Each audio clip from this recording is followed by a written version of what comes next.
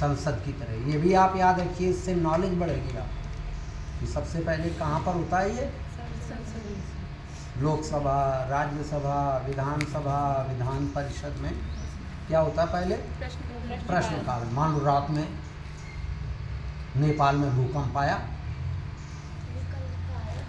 था ना, और उसमें कानपुर तक आया, 1000-2000 मर गए। अब ये थोड़ा तुम अपना संसद की कार्रवाई लिए बैठे हो जो कल रात में सर्कुलेट हुई थी। ये क्यों किया गया हम बता रहे हैं, इसलिए तुम पता लगा संसद की कार्रवाई कर रहे हो, वहाँ आदमी मरा पड़ा, कितने आदमी मर गए। तो सुबह जैसे ही सत्र शुरू होता है, अधिवेशन शुरू होता है, एक आध बार देखिए टीवी, तो शुरुआत काहे से होती, प्रश्नकाल से। जो आपको समाज के अर्जेंट, इम्पॉर्टेंट, तुरंत ध्यानाकर्षण के लिए प्रस्ताव होते हैं, वे उनमें तुरंत लाए जाते हैं। हर एक कोई भी सांसद अपने आप कोई भी प्रश्न पूछ सकता है, इसीलिए उसका नाम है प्रश्नकाल। टाइम होगा 1-2 घंटे के, एक 1 आवर। अगर उतने बात पूरी ना हो पाए तो क्यों पूरी, एक चीज़ बताओ, आफत की बातें 1-8 मिनट में पूरी हो जाती हैं, 1 घंटे में नहीं पूरी हो पाती। मतलब बहुत सारी बात है ऐसे वो तो अनंत है, चाहे जितनी, लेकिन प्रतिदिन अब एक चीज़ बताओ, जब संसद नहीं चल रही 6 महीने, तब भी तो हफ्ते आ रहे हैं, तो ऐसा नहीं। मतलब एक नियम है कि जब चलती है 1 घंटा प्रश्नकाल, उसका नियम है। तो उससे बहुत फ़ायदे होते हैं। हमने इन सब पर भी हम चिंतन किया। उसके फ़ायदे ये होता है कि ये नहीं कि स्पीकर है बोले चले जा रहे हैं, मंत्री जी बोले चले जा रहे हैं, सत्ताधारी दल वाले बोलते चले जा रहे हैं। बाकी सांसदों को भी अपने अपने क्षेत्र की समस्या, अपनी कोई और देश की समस्या, इज़राइल हमास ज़्यादा जनहानि हो रही है, जनधन की, उसकी समस्या, किसी पर भी आप बोल सकते हैं, आपके ऊपर है। जब आप ये एमपी लोग ये अधिकतर लोफर टाइप का काम करते हुए जो दिखाई पड़ते हैं, ऐसा नहीं है। जो आप बोलने वाले सांसद हैं वो किसी से मिलते नहीं हैं जिस समय संसद चलती है। क्यों, उन्हें तैयारी करनी पड़ती है संसद में बोलने की। हम तो कई बार कई लोगों के यहाँ गए, सुबह नहीं मिलते, सुबह से उठ के सुबह संसद में बोलने की पूरी तैयारी करते हैं, प्रश्न कायदे से उठाना, प्रश्न कायदे से पूछना, अच्छी तरह अच्छी भाषा में, ये सब नॉलेज करिए।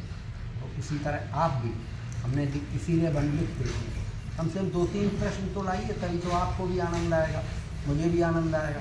और आप 2-3 प्रश्न भी पूछोगे, और अगर साल भर में हमारी आपकी बैठकें 100 भी हुई मान लो, या 50 भी हुई, तो आपको कम से कम कुछ तो मिले जवाब। कुछ इनके होंगे, कुछ इनके होंगे, या सुने सब लोग, तो उससे फ़ायदा होता है कि नहीं होता। नहीं पता लगा कि वो आए थे बोल के चले गए काम को, नहीं है ना।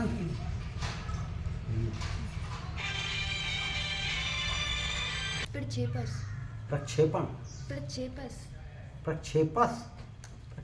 सर भूगोल में देशांतर और अक्षांश वगैरह होते हैं। हाँ। तो उसी में एक शब्द प्रक्षेपस भी मिल जाता है। प्रक्षेपस तो हमको नहीं मालूम, लेकिन हमें ये पता है, जैसे आप मिट्टी का ढीला, नहीं प्रक्षेपण नहीं है। हाँ सुनो, ऐसा होता नहीं, जैसे आप ढीला उठाओ, ईंटा उठाओ, पत्थर उठाओ, ठीक, तो वो तो ईंटा पत्थर है, और जैसे ही तुम उसको फेंकते हो तो वो प्रक्षेप्य वस्तु हो गई, और वो फेंके जाने को प्रक्षेपण कहते हैं। जैसे तुम हो, तुम अभी इस समय क्या हो, स्टूडेंट हो, और तुम अगर रेल में बैठ जाओ तो क्या हो जाओगे, यात्री। है। एशियाड में जाओ तो खिलाड़ी है कि वस्तु है वो, मतलब जो फेंक के मारी जाए, जो फेंक कर मारी जाए, वो चीज प्रक्षेप्य वस्तु। या सर नक्शे में फेंक के मार ली जाए, तो कोई होगी चीज उसमें, आप दिखाओ तो हम बता सकते हैं। और कल लेके आए, मतलब अगले संडे लेके आए। आप मुझसे नहीं, अगली बार नहीं, आप मुझसे फ़ोन पे क्यों नहीं पूछते? फ़ोन पे तो आप लोग पहले, पिछले वाले कोरोना के पहले वाले बैच वाले लोग तो पूछ लेते थे, आप लोग पूछते ही नहीं कभी। आप जो है नहीं है, व्हाट्सएप पे लिख दिया करो, व्हाट्सएप नंबर है ना, उस पर लिख दिया करो, तो लिख देते तो हम और ज़्यादा अच्छी तरह बता देते, और नहीं तो फ़ोन पे पूछ लिया करो, संकोच करते हो आप लोग, हमें कोई दिक्कत नहीं। हाँ बोलो, और कोई? हमने पढ़ा था विश्व शांति के लिए खतरा बना कतर, जैसे कि मतलब वो आतंकवादी होते हैं, ये शरण देते अपने देश में कतर, उसमें बताया गया था। तो मतलब ये शरण नहीं देते। देखिए हम आप लोगों को पग पग पे टोकेंगे, एक एक शब्द एक एक बात का एक मतलब होता है, कोई शरण थोड़ी देता है। आप 4 भाई बहन हो, 4 भाई बहन में कोई सज्जन है, कोई शैतान है, कोई अति शैतान। गुंडा विकास दुबे का नाम तो सुना होगा, जी सर। क्या उसके सब भाई बहन इतने बड़े गुंडे नहीं? वही हाल इस्लाम में, हिंदू में, बौद्ध में वही हाल है। कोई शरण नहीं देते हैं। उन्हीं इस्लाम वालों में, उन्हीं हिंदू धर्म वालों में कोई मतांध हो जाता है, इसको हिंदी में कहते हैं, दोनों भाषाएं में आती तो दोनों बता रहे हैं। मतांध माने अपने मत में अंदर बस अपने मत के पीछे बिल्कुल अंधा, दूसरे धर्म को कूड़ा समझना और अपने धर्म को सर्वश्रेष्ठ समझना, मतांध। तो कोई शरण थोड़ी देते फिर हैं। मदद कर देते हैं। नहीं, मतलब ये अपने धर्म के नाम पर और अपने धर्म को बढ़ावा देने के लिए कोई भी अत्याचार करना या आतंक करने में हिचकिचाते नहीं, उनको कहते हैं आतंकवादी, और ये उन्हीं में से बन जाते हैं। और कुछ धर्म के जो ठेकेदार टाइप के लोग हैं, अपने आप को जो बहुत ऊंचा मानते हैं, वो इनको बढ़ावा देते हैं, जिससे हमारा धर्म बढ़े। इस टाइप की जाति में नहीं, जैसे हमारे सैफई के मुलायम सिंह जी यादव थे, 100 की भर्ती होनी तो का ये लिस्ट है 50 की, 50 तुम उनमें यादव भरो। वो भी वही, जिस तरह इस्लाम के मतान वो जाति के मतान। बात तो एक ही कि तुम्हें बाकी लोग नहीं दिख रहे हैं, अपने लोग दिख रहे हैं। हम दोनों चीज़ की निंदा करते हैं, अपनी जाति के पीछे वाले मतांध की भी और धर्म के पीछे भी मतांध। धर्म और जाति तो व्यक्ति का पर्सनल मामला है, अपनी पूजा के लिए, आस्था के लिए। और सर द्विधाग्रस्त क्या होता है? हैं? नमस्ते सर, जो द्वितीय वाला होता है, द्वितीय वाला हाँ, द्विधाग्रस्त, द्विधाग्रस्त तो नहीं इसमें सर, सर है देखा? अंडरलाइन। हाँ बैठो। वो हाँ, वो ऐसा होता ना, ये शब्द इन्होंने लिखा, दुविधा सुना? जी सर। क्या होता है? दुविधा मतलब असमंजस। दो राह होते हैं, इधर जा देखो एक चीज़ बताएं, जब भी तुम लोग बच्चों खाली बैठा करो, कभी भी खाली बैठा करो, हमेशा कुछ न कुछ इस टाइप का सोचा करो कि इसका अर्थ क्या है या इस टाइप की चीज़ क्या है, और उसको एक्सप्रेस करना सीखो। उसको एक्सप्रेस करना समझते हो, व्यक्त करना। तुम जानते हो, हम तुम्हें भी जान गए बात से और तुम्हें भी जान गए कि तुम जान गई, लेकिन तुम व्यक्त नहीं कर पाए, और जब तक तुम व्यक्त नहीं कर सकते तो फिर कहाँ से लक्षण होगा, है कि? क्योंकि वो तो व्यक्त करना पड़ेगा ना तुम्हें, नोटबुक पे या कहीं पे। दुविधा माने होता है, मतलब 2 प्रकार की चीज़ें हैं, हम ये करें कि ये करें। अब जैसे आपको प्यास लगी, अब आप दुविधा में हो, हम पानी पीने के लिए उठें कि ना उठें, वही चीज़ दुविधा है। पता नहीं इन्होंने, हो सकता करेक्ट वर्ड ये होता हो, मैं आज ही जान पा रहा हूँ। द्विधा, दुविधा मैं सुना। और सर आकृष्ट, आकृष्ट नहीं होता, सृष्टि की तरह ये नहीं कहो, आकृष्ट। आकृष्ट होगा, नीचे टा बना होगा, देखो क्या बना। चलो ये अच्छी बात है, तुम्हारी तारीफ करेंगे कि तुमने पेंसिल से निशान लगाए हैं, कि गुड। हर आदमी पेंसिल से लगाना। हाँ, आकृष्ट माने आकर्षित करना, आकृष्ट माने अट्रैक्ट करना, आकृष्ट। समझ गए? सर वांछनीय क्या होता है? वांछनीय माने डिजायरेबल।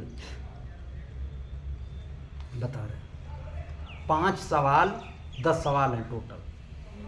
5 सवाल कंपलसरी हैं, अनिवार्य हैं, और 5 में 2 सवाल आप अपने मन से करिए।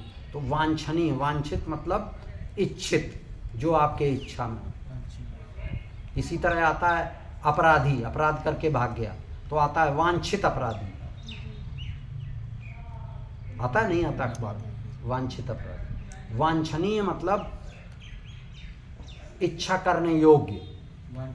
आप ये जो केवल सुन के बंद कर देती हो, ये गलत बात होती है किसी की। आपको हमेशा ही जरूर लिखना चाहिए, जिससे कि एक बार वो चीज़ और कम से कम आपके दिमाग में जाए। आपको हमेशा कागज, मैं जो मुझसे फ़ोन पे भी बात करता है हेल्पलाइन पे, मैं उससे कह देता हूँ मुझसे जब बात करो तो कागज़ कलम लेके करो, कम से कम एक बार। आप, मैं जितने अखबार में लेख पढ़ता हूँ मैं रख लेता हूँ। क्यों? कम से कम एक बार जब हम अखबार रद्दी में बेचने चलें तो उसके पहले एक बार और उस लेख को हम पढ़ लें, तो वो हमें दोहरा जाएगा, परमानेंट याद हो जाएगा। भाई अगर आपके यहाँ पर ज्ञान नहीं है तो बने रहो तुम पढ़े लिखे, चाहे जितने तुमने चाहे जितना पढ़ाओ, जब तुम्हारे ब्रेन में नहीं वो ज्ञान तो फिर क्या फ़ायदा बताओ। पुस्तक स्थातु या विद्या पर हस्तगतम धनम कार्यकाले समुत्पन्ने न सा विद्या न तद्धनम। पुस्तक में स्थित विद्या क्या? बेकार। दूसरे को जो तुमने रुपया दे दिया वो क्या? बेकार। जरूरत पड़ने पर न वो तुम्हारी विद्या काम आएगी जो किताब में है और दिमाग में नहीं है, और न वो धन काम आएगा जो तुमने किसी को उधार दे रखा है और तुम्हारे पास जेब में नहीं है। वो कहते हैं हम पर साल दे पाएंगे। कितना बढ़िया श्लोक है। तो बस अगर आपको बेटा याद नहीं, कम से तुरंत कागज पे लिखा करो उस चीज़ को, तभी तो दोबारा उसको रिवाइज कर पाओगे। क्या चीज़ पूछी थी अभी आपने? वांछनीय। वांछनीय, आप समझ गए? वांछनीय माने इच्छा करने योग्य, वो योग्य। पूजनीय पिताजी, पूजा करने योग्य। पूजनीय माताजी, पूजा करने योग्य। नियम माने योग्य। आदरणीय, आदर करने। बस रा लग गया ऐसे। हड़ा हड़ा क्यों है? हरिओम शर्मा जी, क्योंकि रा लग गया। ये दिया है किताब थर्ड में। अम्मा किताबें में तो दिया हमने, कौन सा? सूरज दक्षिणायन हो गया तो क्या आता है? पंडित जी को मैं देखिए बार बार सलाम कर रहा हूँ जो चले गए ऊपर। दक्षिणायन। और उत्तर में क्या लगाते हो? उत्तरायण। उत्तरायण नहीं होता, उत्तरायण। हाँ जी। जब उत्तर लगता है तो उत्तरायण, और जब दक्षिण तो उसमें चूंकि रा नहीं है। ऐसे ही लेडीज ये प्लाजो पहनती। आप कहेंगे यार, तो इटली गए थे हम, तो वहीं का ये पहनावा वहीं का, ये प्लाजो चला। It is not palazzo, it is PA। लिख लो, चाहो लिख लो। तुम लोग लिखते बहुत कम, लिखने में पता नहीं हाथ टूटे हैं कि क्या है। PALAZZO। अब देखो अनंत अच्छी तरह लिख रहे हैं जिससे ही जान जाए क्या होता है। लिखो PALAZZO। अब पूरा इसका उच्चारण है पा, पूरा, आधा नहीं। ला आ की मात्रा आधा, ता जा के नीचे बिंदी वाला, और ओ, ये है इसका उच्चारण जो लेडीज पहनती हैं आजकल। अब कहती क्या है ये तुम जानते होगे बेटा, तुम्हारी बहन माँ सब पहनती होंगी, तुम जानो क्या कहते हैं। समझ गए? प्लाजो नहीं होता, क्या होता है? अब दुकानदार को क्या मतलब, उसे तो IAS PCS में बैठना नहीं, तुम्हें बैठना है, तुम्हें जानना चाहिए, और दूसरों को सिखाना भी तुम्हारा धर्म होना चाहिए। हम तो सिखाते हैं, देखो इतने लोगों की आई सिखा रहे हैं नहीं। और लेडीज़ भी जो हमें मिलती है ना शहर में, तो हमारी रिश्तेदारी बड़ी नक्शेबाजी पहनती, वही नक्शेबाजी वाले लोग हैं ना। हमने कहा पहनती तुम, और वो जानते हैं हमें उसका स्पेलिंग देते। जब भी इंग्लिश में ZZO होता है तो उसका उच्चारण कभी भी जा नहीं होता, जा होता, जा। पलाजो, लेकिन पलाजो बोल लो तो भी ठीक है, प्लाजो तो बिल्कुल गलत। सर ऐसे कहेंगे जा, इन दोनों बीच में रगड़ते हैं थोड़ा, जा। हाँ। कुछ और शीशे के